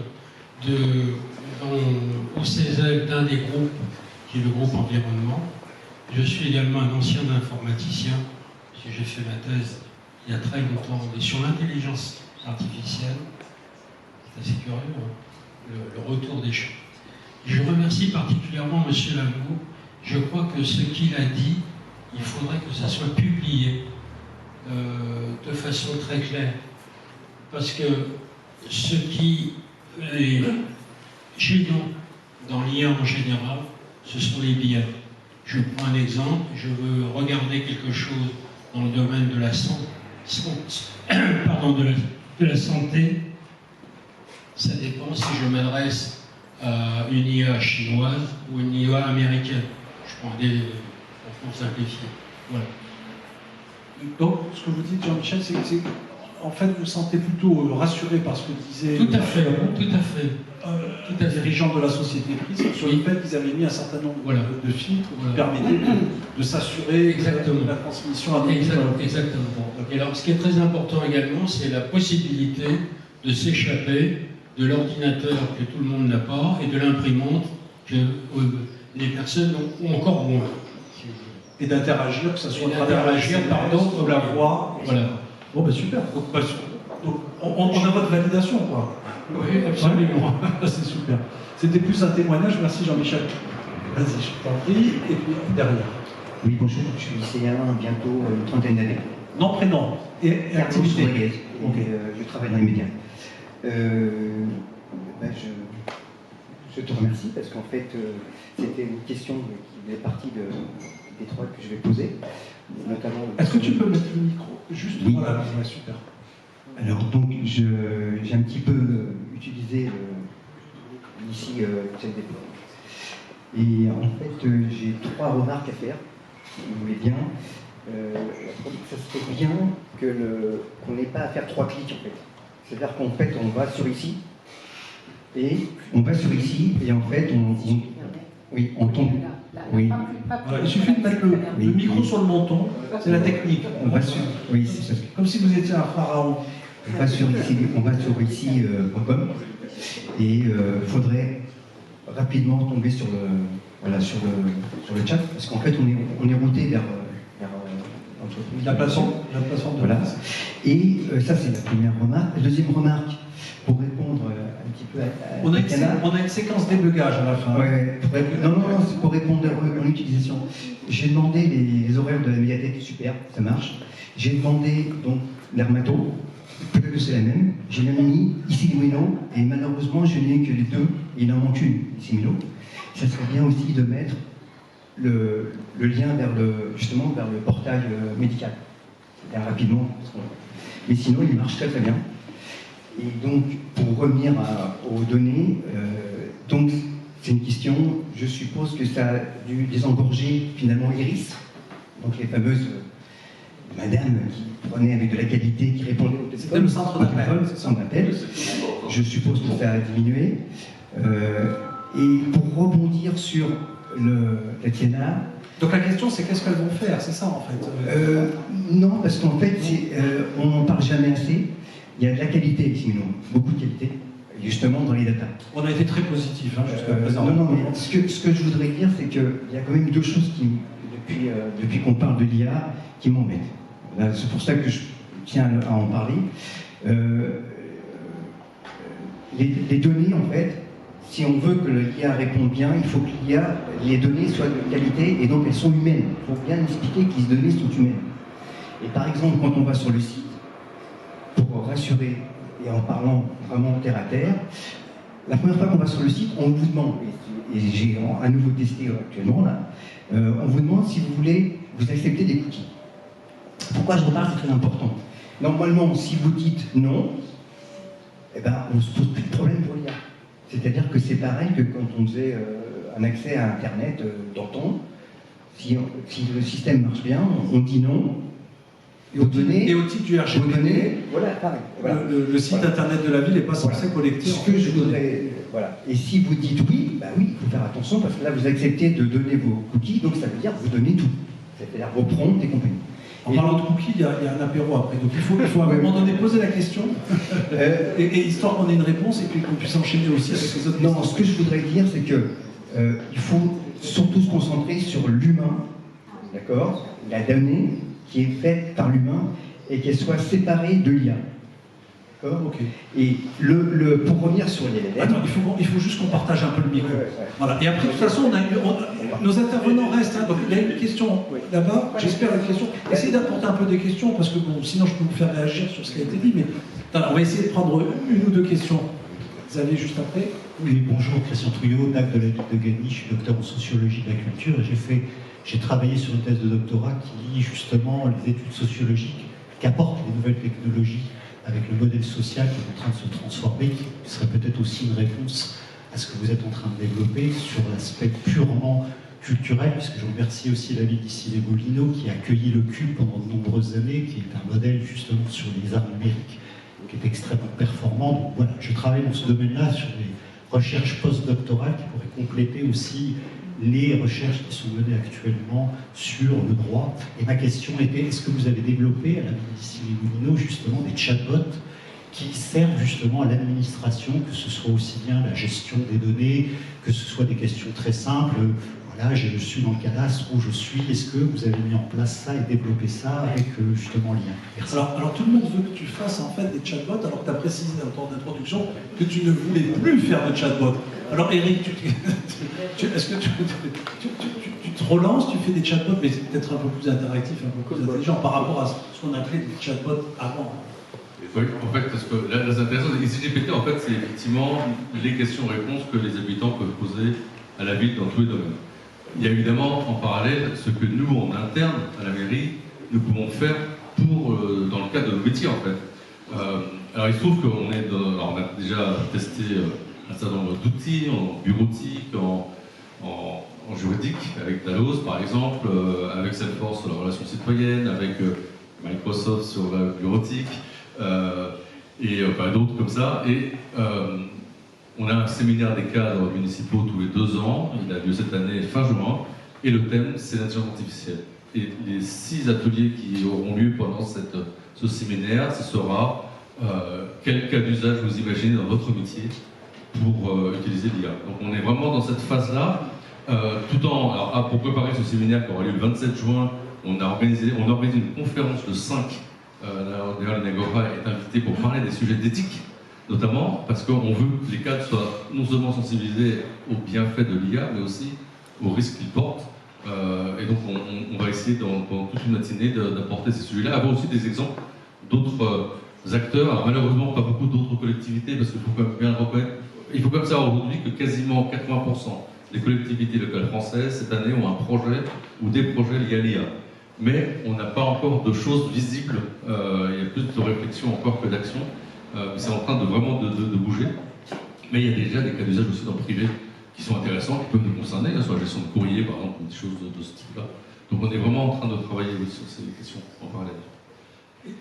Comme on a la chance d'avoir plusieurs responsables, soit informatiques, soit élus dans le domaine numérique des différentes collectivités là, du Grand Paris, si vous souhaitez aussi apporter votre témoignage, n'hésitez pas à le faire. Je pense que toute l'audience sera intéressée pour apporter votre témoignage.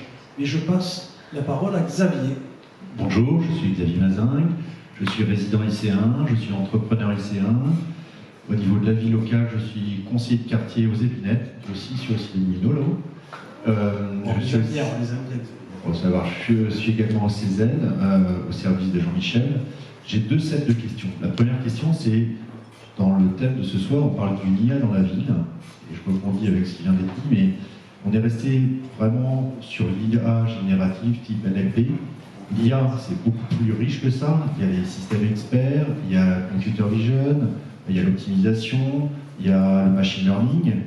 Où en est la ville aujourd'hui sur ces différents sujets et quels sont les cas d'usage imaginés? Ça va dans le sens que vous venez de dire, mais vous n'avez pas illustré. Est-ce que vous pouvez nous révéler certains cas d'usage sur lesquels vous êtes en train de travailler? Ça, c'est la première question. J'attends la réponse et je passerai à la deuxième.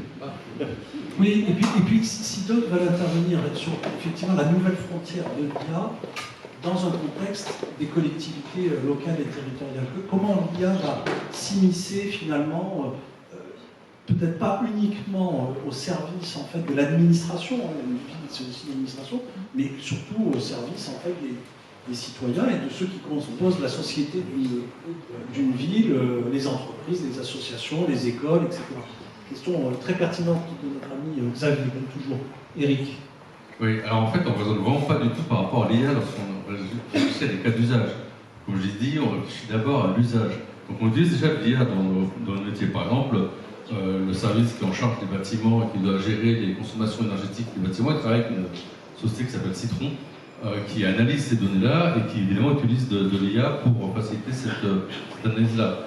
Avec GPSO, on utilise ils travaillent avec une autre société qui s'appelle Wintix. Vous avez entendu peut-être parler pendant les Jeux Olympiques, que c'est eux qui étaient chargés de bloquer les routes, de surveiller les foules. Ah oui, mais qui en fait au départ leur métier d'origine c'est surtout de comptabiliser les... Ah oui, les coureurs, oui. Non, les cyclistes, rien du tout. Ah bon. En fait c'est ceux qui étaient chargés de la reconnaissance faciale pour vérifier s'il n'y avait pas des malfaisants dans la foule. Mais leur métier d'origine c'était de comptabiliser les voitures, les cyclistes, les piétons dans les rues. En fait c'est ce que nous on utilise. Et ce que GPSO utilise, je ne sais pas si vous pouvez nous en dire un mot. Mais ça aussi, c'est le de l'IA. Mais oui, on ne choisit pas Donc, l'IA. plutôt que de mettre ces fils là qu'on a au milieu des routes là, pour comptabiliser le nombre de voitures qui passent sur la voirie, en fait on met un système de reconnaissance de caméra et donc on comptabilise voitures, Mais Bruce qui est en charge de ce sujet-là chez GPSO peut peut-être en dire un peu. Ah bah alors là, soyons interactifs. Allez-y, Prune. Bonjour, Prune Bonivard. Donc moi je travaille à la direction de l'information géographique et de l'innovation territoriale de Grand Paris Seine-Ouest, donc en articulation avec les 8 villes du territoire, puisque vous avez Boulogne, vous avez Meudon, il y a ici Moulineau. Et du coup, sur les. Boulogne, excusez-moi, Boulogne, Vanves, Chaville, Sèvres, Ville-d'Avray, Marne-la-Coquette. Voilà. Est-ce que j'ai les 8 de ce super territoire? Voilà, de ce super territoire. Donc on a ici notre auteur, mais aussi les autres villes sont embarquées. Et sur les compétences pour lesquelles travaille Grand Paris Seine-Ouest, en articulation avec les villes, sur la mobilité, en fait aujourd'hui l'intelligence artificielle non générative, mais qui est du coup par exemple sur l'analyse d'imagerie, est utilisée depuis des années dans les collectivités. Donc c'est pas entre guillemets une nouveauté. Ce qui est aujourd'hui le nouveau prisme, c'est effectivement la notion de cette IA générative, d'interaction avec le citoyen, mais dans nos verticales métiers, elles sont déjà utilisées. Donc Éric Legal parlait sur le territoire, on a des compteurs qui permettent d'analyser les flux de mobilité pour savoir justement si les aménagements sont adaptés, non adaptés, et voir si un aménagement rencontre son succès, et s'il ne le rencontre pas, de corriger, et de pouvoir déployer ces caméras, puisqu'on est aussi sur une notion de frugalité et d'économie d'énergie, puisque l'idée, c'est pas de déployer des caméras partout, mais de les déployer, en tout cas celles qui font du montage, aux endroits qui sont pertinents pour analyser une situation d'avant-après. Donc on a plusieurs verticales métiers, on l'a sur des thématiques de pesée embarquée, vous l'avez, on parlait sur les bâtiments, on l'a également sur l'analyse de la végétation à partir d'images satellites. Aujourd'hui, c'est plus de la photo-interprétation, mais c'est de l'analyse d'images à partir de modèles automatisés. Voilà, donc c'est juste qu'on est dans un écosystème d'un territoire où il y a aujourd'hui un certain nombre d'outils d'intelligence artificielle exploités, non visibles par le citoyen, mais qui est traduit dans une amélioration du service mis à sa disposition. Alors moi j'ai un super cas d'usage à partager avec vous, si ça vous intéresse, parce qu'on est aussi en tant qu'entreprise utilisatrice du territoire, et donc je me disais que si les agents de verbalisation pouvaient être équipés d'une petite IA qui permettrait finalement quand ils voient qu'une voiture par exemple est garée et qu'a priori elle n'a pas un titre de stationnement, elle pourrait interroger à qui appartient, dis-moi Lucie, à qui appartient cette voiture? Mais cette voiture, elle appartient à l'Inagora, qui a déjà de nombreux trucs en cours, contrats en cours, et peut-être que l'assistante de l'Inagora a oublié de renouveler le contrat qui était en cours pour cette voiture-ci. Alors va parler en fait au responsable de l'Inagora qui est juste dans la porte d'à côté, et ne lui mets pas une prune, parce que sinon, sans jeu de mots, parce que sinon il va se dire mais GPSO, ben, c'est quand même, ils sont pas très sympas, et ils s'occupent mal en fait des gens qui créent de la valeur sur leur territoire. Ça pourrait être un super cas d'usage. Et j'ai un deuxième cas d'usage à partager avec vous. Il faut en fait avoir un outil qui nous permettrait avant par exemple, de creuser à côté d'un bâtiment historique et de faire effondrer une autoroute, d'avoir une IA qui permettrait de façon prédictive de dire que si j'enlève toute la terre, en dessous du bras d'autoroute, je risque de faire affaisser le bras d'autoroute et de nous mettre tous dans une galère absolument incroyable pendant de nombreux mois. Bon, vous aurez compris pourquoi je parlais. Mais c'est pas le Grand Paris Seine-Ouest qui est responsable de ça. Ah ouais, mais ceux-là, c'est vraiment. Ceux-là, on les aime pas du tout. Ceux-là, ils nous ont créé de soucis. Et juste en complétant, la complexité aussi pour le citoyen, c'est que sa porte d'entrée aujourd'hui, c'est la mairie. Alors qu'aujourd'hui, on est dans un millefeuille administratif. Il reste aussi une complexité que le citoyen ne voit pas, mais qui est une complexité dans la mise en œuvre, parce que comme le disait Eric, la partie que vous avez citée juste avant, c'est pas nous, le contrôle du stationnement, c'est nous, mais il y a une partie qu'on ne peut pas traiter, et c'est la police nationale.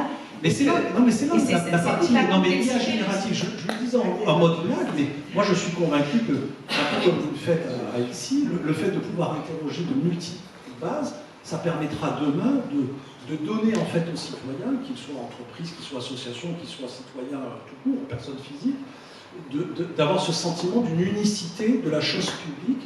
Et bon, alors on est en train de rêver, hein, mais c'était pour répondre en fait, parce que je sais que Xavier s'intéresse en fait à la prospective, de ce que pourrait être demain la relation en fait du citoyen dans son territoire finalement, parce que lui il n'est pas l'impression d'être uniquement dans la ville, mais d'être dans son territoire. Bertrand, il veut réagir, c'est ça? Oui. J'entends des bruits derrière lui. Bertrand, on t'entend très bien. On vous entend très bien. Ça me tenait à cœur de réagir parce que, comme je l'ai dit, on travaille avec les collectivités, on travaille beaucoup avec des entreprises. Et autant avec les collectivités, on a d'abord, et à l'initiative de Titi-Mouneux, qui était les premiers, travaillé sur un cadre de communication externe, et ça a été le premier sujet qui a été pris par les collectivités. On a évidemment, par ailleurs, des entreprises, on travaille avec EDF, on travaille avec Crédit Agricole, on travaille avec Stellantis, avec Orange. Et pour ces entreprises, la majeure partie des cas d'usage qu'on fait, si ce n'est la totalité, concerne des usages internes. Et donc là, il y a un vrai sujet qui est comment se connecter au système d'information, c'est-à-dire au logiciel interne aux entreprises, dans lequel c'est là où les collaborateurs travaillent, c'est là où sont les données, et comment on va interopérer entre ces systèmes d'information en intégrant l'IA pour aller gagner du temps. Un cas d'usage qui est très simple, c'est je me pose une question par rapport à une problématique, je vais devoir aller chercher dans un outil de ticketing. C'est quoi? C'est quand je suis par exemple chez EDF ou chez Orange, j'ai un technicien qui intervient. À chaque fois que je fais une opération, je vais noter le compte-rendu de mon opération et le mettre dans un outil. Cet outil, il est énorme, il est tentaculaire, et donc quand je cherche de l'information dans cette information, dans ce système d'information, à l'échelle d'Orange, c'est très très compliqué. Et donc là, on a une capacité de pouvoir aller requêter, c'est-à-dire poser des questions par rapport à un incident donné, par rapport à une zone géographique donnée, de générer des synthèses des informations présentes dans ces outils, et donc d'aller fournir de l'information en temps réel, de qualité, qui va me permettre d'aller prendre une décision. Cette décision, elle est prise par le collaborateur ou elle peut être suggérée par une IA. Et donc tout ce sujet, en fait, il est dans ce que l'IA va apporter de transformatif. Il va beaucoup opérer dans les systèmes d'information. Comment on va faire de cette interopérabilité intersystème, où souvent les choses sont très silotées avec un logiciel A et un logiciel B. Exactement ce que vous dites, c'est-à-dire que si je vais sur le site d'Issy-les-Moulineaux, une partie des démarches sont liées à la mairie, une partie est liée à des sous-traitants ou des personnes qui ont eux-mêmes créé des logiciels, qu'ils ont fournis, etc. Et donc il y a un millefeuille administratif. Et il y a aussi un millefeuille informatique. Et c'est là où l'IA, quand elle s'intègre à ces sujets-là, peut apporter une plus-value et un gain substantiel. Et alors, Bertrand, en fait, ce dont vous êtes en train de parler, c'est ce qu'on appelle les data space. On essaie de résoudre aujourd'hui ces enjeux d'interconnexion des systèmes d'information entre des organisations différentes à travers ces data space, cette mise en commun de ces données entre différents acteurs. Je vois que l'heure tourne, parce qu'en regardant Monsieur Lamour, dont je suis en train de tomber amoureux, vous êtes bon, vous, Bertrand, là? Si vous cherchez du boulot... Je suis surtout loin, je suis seul à distance, et normalement j'étais ravi, c'était ma présidente, et il y aurait eu 3 femmes et 2 hommes sur scène, et malheureusement j'ai cassé ça, et on est 3 hommes pour 2 femmes. Oui, mais regardez en fait notre visitorat, qui compense très largement en fait cette faiblesse des intervenants. Mais vous avez raison de l'avoir souligné, j'étais très content à l'origine, on est 3 femmes pour 2 intervenants. Mais en vous regardant, parce que vous ne voyez pas forcément, il y a l'écran, et au-dessus de l'écran, il y a le temps qui passe. Ça fait 85 minutes qu'on a commencé, donc ça fait plus d'1 heure. Je voudrais qu'on arrive assez rapidement à la conclusion. Donc, on va prendre une question de Xavier, mais assez courte. Il faut surtout que l'intervenant arrête de faire des interventions longues. Et est-ce que les autres, GPSO, Meudon, Vanves, Boulogne, si vous voulez rapidement apporter un témoignage, vous le faites juste après, s'il vous plaît. Xavier. Deuxième question. Je vous remercie pour vos réponses, Monsieur Le Gall et Prune. Ça participe au recensement qui est voulu par Tatiana.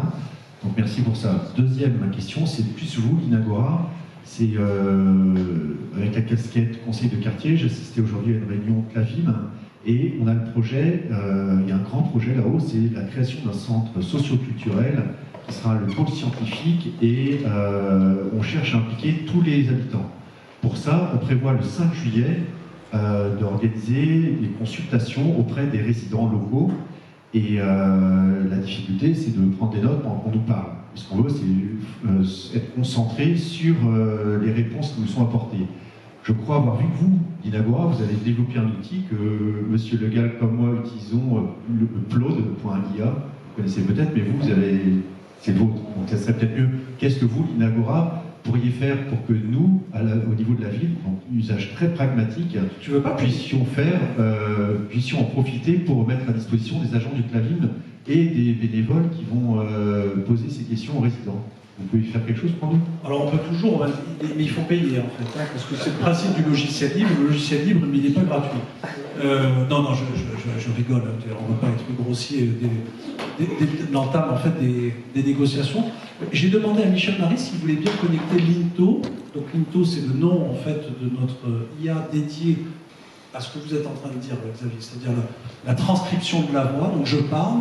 Et quand je parle, non seulement bien sûr je suis enregistré, le message est enregistré, mais surtout il est transcrit, donc je l'ai à l'écrit, et puis une fois que je l'ai à l'écrit, je peux en faire un certain nombre de traitements. Et la particularité de Linto, L-I-N-T-O, c'est d'être utilisé notamment par la Commission européenne, et donc ça fait des années qu'on travaille avec eux sur ce sujet-là, et donc on équipe 1100 salles de réunion de la Commission européenne, et donc la réponse, pour faire court à votre question, la réponse est oui. On peut faire quelque chose. Et donc il faudra qu'on regarde ensemble. Une des forces néanmoins des outils que vous utilisez, là, le fameux, comment vous appelez, la plot, c'est ça, c'est que ça tient à la poche, là.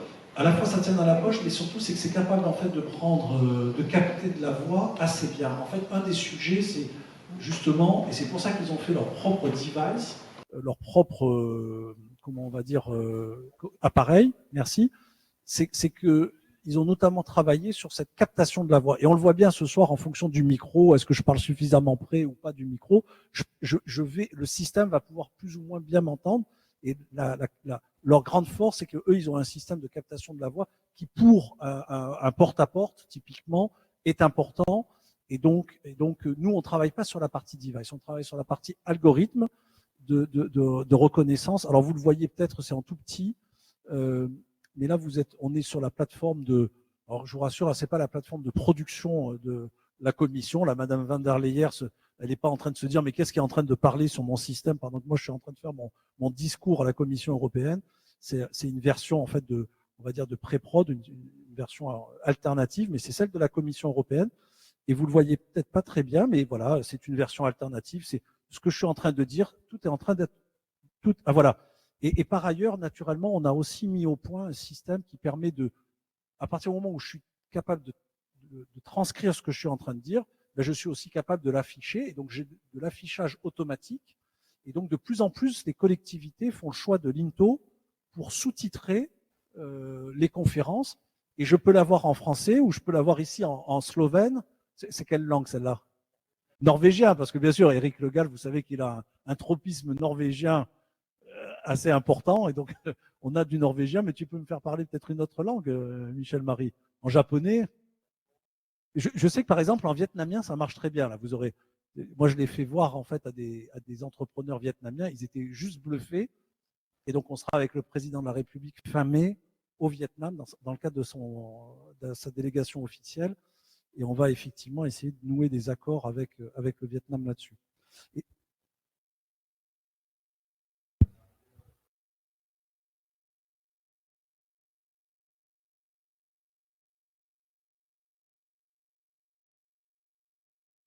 Pardon, merci. Donc, le technicien donc, avait une servante, un petit chariot avec des outils, et le logiciel de traduction a traduit par la servante, la serveuse, la servante dans un hôtel. Voilà. Alors, il y a naturellement une forme de capacité d'adaptation et de compréhension du contexte, mais surtout, on est capable en fait d'enrichir la compréhension du modèle, notamment avec les noms de famille, ce genre de choses. Et donc, et puis surtout, c'est qu'on est capable de reconnaître une signature vocale. Et donc, par exemple, à la commission, comme ce sont souvent les mêmes qui parlent, un commissionnaire, quand il a été mis en place, il est là pour un certain temps. On sait que notre présidente de la commission, ça fait déjà plusieurs années qu'on l'a. Et donc, on est capable de reconnaître la signature vocale de Madame van der Leyen. Bon, je ne vais pas faire de jeu de mots. Certaines signatures sont plus ou moins facilement reconnaissables. Voilà ce que je pouvais vous dire. Et donc, on l'a utilisé récemment pour la région Île-de-France, qui a fait un colloque sur l'IA. Et donc, la particularité, c'est que maintenant, quand on fait des colloques, vous pouvez avoir en fait quelqu'un qui, autour de la table, pourrait parler norvégien, quelqu'un qui pourrait parler, admettons, russe, et puis quelqu'un qui pourrait parler breton, non, je blague. Et donc, dans la salle, être que des Français, ou des Français et des Allemands, et vous avez en fait sur votre propre smartphone la traduction temps réel de ce que la personne est en train de raconter. Et donc ça permet notamment de faire des conférences dans sa langue natale, ce qui est en général toujours une conférence plus riche, plus précise. Et donc l'expérience qui a été menée, on l'a fait donc récemment avec la région Île-de-France sur une conférence importante dédiée à l'IA, et il y avait 80% de satisfaction en fait liée à cette plateforme, ce qui d'après la région Île-de-France est un chiffre en fait élevé. Voilà, et on a fait un autre essai parce que vous savez que ce métier du sous-titrage, c'est un métier, ça s'appelle la vélotypie. Et donc il y a des gens dont c'est le métier, alors notamment à la Commission européenne, hein, et ça coûte un peu une fortune aux contribuables européens. Et on a fait une comparaison sur la vélotypie utilisée par l'Élysée et par notre outil Linto. Eh bien, je peux vous assurer qu'on a un meilleur rendu. Ça se trompe hein, de temps en temps, mais ça se trompe moins que les personnes qui font de la vélotypie. C'est plus rapide, ça comprend mieux en fait un certain nombre de sujets. Non, tu es trop long. Tu es plus long que moi. Non, après. Parce que je veux donner la parole à quelqu'un d'autre ou sinon on va clôturer. Attends, je veux juste un mot de conclusion après de chacun des intervenants. Allez, tout le monde en a marre. Alors, hop, un petit mot de conclusion et puis on clôture. On a l'apéritif en fait qui poursuit. Eric. Oui, d'abord, on peut poser une question en chinois ou en russe à ICGPT répondant la même langue. Hein. Ouais. Ce que je peux dire quand même, c'est que l'intérêt de ces outils-là, c'est que c'est des outils qui évoluent en permanence. Donc, ils ne peuvent que s'améliorer. Enfin, j'espère que ça va s'améliorer et pas se dégrader. Et évidemment, l'intérêt, c'est que ça va, bon, à la limite, c'est Prism pourrait mieux répondre que moi, parce que c'est technique. Hein. Mais moi, j'ai vraiment confiance sur sa capacité à s'améliorer au fur et à mesure, parce qu'on se rend bien compte que il apprend. Enfin, même ChatGPT, au début, il disait comme des énormités. Hein. Je crois que ma première question que je lui avais posée, c'est qui était le maire des Immunos. Il m'avait sorti une dame dont je n'avais jamais entendu parler le nom. Donc, ouais, c'est ce qu'on appelle des hallucinations. Absolument. Quand une IA ne sait pas, l'IA invente. Exactement. Bon, maintenant, il fait beaucoup moins d'hallucinations, mais il se trompe encore beaucoup. Hein. N'ayez jamais confiance dans la première réponse de GPT. On dit toujours qu'il faut aussi le challenger, c'est-à-dire qu'il vous répond quelque chose, puis il faut lui dire, enfin, t'es sûr de ça, parce que moi j'ai entendu autre chose, et puis du coup, il peut vous répondre de manière plus profonde. Et c'est exactement la même chose que ce qu'on fera avec ici GPT. Hein. L'objectif, de toutes les manières, c'est pas de remplacer ni les agents téléphoniques, évidemment. C'est simplement de permettre à la population de poser des questions, parfois à des heures qui sont pas celles des heures d'ouverture de la mairie, simplement, et d'avoir une réponse plus fiable, plus rapide, surtout, et parfois plus argumentée que ce qu'on pourrait leur donner. Oui, et puis en fait, faut vraiment voir ça comme un outil, en fait. Hein. Une IA, elle va jamais s'énerver. C'est-à-dire qu'en fait, on peut lui poser 10 fois la même question. Elle va, comme notre Lucie, avec la même politesse, en fait, vous écouter, vous répondre, essayer d'argumenter, de vous donner des réponses complémentaires. Tous les humains, ce qui est bien naturel. Non, mais c'est ça. Ce n'est qu'un outil. D'ailleurs, je vous ferai juste remarquer que vous ne nous avez pas applaudi. Par contre, vous avez applaudi l'IA lorsqu'elle a parlé. Hein. C'est vrai, c'est un bon point. C'est un bon point. Mais parce que la conférence n'est pas terminée, Eric. Mais on peut applaudir Eric. Allez, faites-lui plaisir. Bon, Delphine, un mot de conclusion. Ce que je retiens de cette conversation, c'est peut-être un point, c'est sur cette question du millefeuille administratif. Je pense que les juristes ont, comme grand chantier, de travailler à cette ergonomie juridique, administrative, en lien avec l'ergonomie technologique, et que ces choses ne peuvent pas complètement se penser de manière séparée, que l'interopérabilité, elle est technico-juridico-sociale, et que dans le fond, elle va se rendre en commun dans une conversation. Donc on va continuer notre collaboration, hein, c'est aussi ça que vous venez de dire, hein, et puis on va vous accueillir le 13 juin, mais je vais en parler d'ici peu parce qu'on va faire une grande soirée annuelle. En attendant que Tatiana prenne le micro, juste aussi vous dire qu'il y a un grand appel à projet qui est sorti sur l'usage de l'IA pour le domaine de la culture. Et les ayants droit. Parce qu'on a dans la salle des artistes et on a en fait des gens qui s'intéressent beaucoup au monde de la culture. On en reparle après. Tatiana, notre présidente déléguée du CESEL, est-ce qu'on vous a rassuré ce soir? On va en discuter, oui, un peu plus. Par contre, j'ai beaucoup apprécié les cinq sujets présentés par le Cato à côté. Ils ont vraiment vu juste. Ils ont présenté, c'est dommage que ça n'a pas été enregistré. Ils ont posé les bonnes questions pour et contre. Je félicite. On va collaborer avec vous aussi. Non, moi je vais simplement clore en disant que le CESEL va travailler avec l'Inagora. Vous nous aviez proposé un essai de 2 ou 3 mois, pourquoi pas, ça nous intéresse. Sur l'usage de l'INTO, c'est ça? Sur la partie transcription et de Lucie? Non, de Lucie. Ok. Oui, alors Bertrand, avant de donner le micro final à Michel Marie, Monsieur Lamour, ça vous a plu cette soirée? Non, mais déjà, encore une fois, je remercie. Pour moi, c'est très important qu'on ait des espaces de dialogue avec des gens qui ont des compétences différentes et ouverts au public tout venant. On a un écosystème, on a une richesse en France en termes de talent, que ce soit au niveau des ingénieurs, et c'est des choses qu'il faut faire valoir. Et les sujets de l'IA, pour moi, c'est une question d'ambition. Et je pense qu'en France, en Europe, on peut être fier d'avoir ces talents, donc on peut porter une ambition qui est forte, avec une vision qui est pragmatique, et en visant une logique qui est importante de souveraineté, souveraineté aux GAFAM, souveraineté dans ce contexte aujourd'hui très important géopolitique, où encore une fois, on a les talents, on a la capacité, et ce genre d'événement participe à la création de cet écosystème. Et je remercie aussi ici les Moulineaux, qui certes a cette culture d'innovation, mais qui aussi a fait confiance à nous, mais aussi à beaucoup de startups. Et aujourd'hui, effectivement, on travaille avec EDF, avec d'autres, mais ce n'était pas forcément le cas à l'époque. Et donc, je remercie ici les Moulineaux pour cela. Bertrand, merci. Et vous avez raison, tu as raison, il faut souligner effectivement celles et ceux qui nous font confiance, qui font confiance en fait à l'écosystème, qui osent, et c'est extrêmement important, c'est ce qui aussi nous permettra de rattraper un certain retard qu'on a dans le domaine numérique. Vous savez qu'en Europe, 85% du logiciel qui est utilisé et acheté provient des États-Unis. 85%.